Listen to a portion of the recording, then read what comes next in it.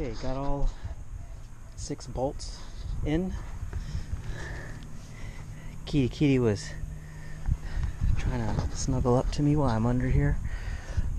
Don't know how many pounds I torqued that to, but I just did whatever I could equivalently with that cheater bar, makeshift cheater bar. Anyway, got it in. It looks like the welded in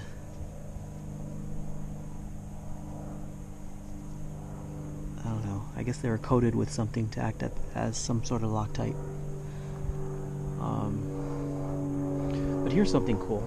Oh yeah, and I installed the factory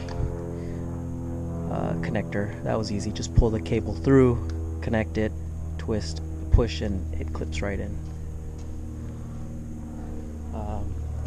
One thing I was worried about was cutting this plastic and getting it in the right place. But guess what? Here's what's cool. It's already outlined where to cut. So that's very cool. And it lines up as it's supposed to with all the notches. So I'm gonna clean it up, trace it out with a paint marker.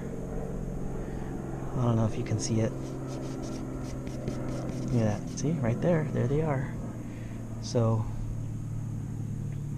anyway, yeah, we'll see how it goes.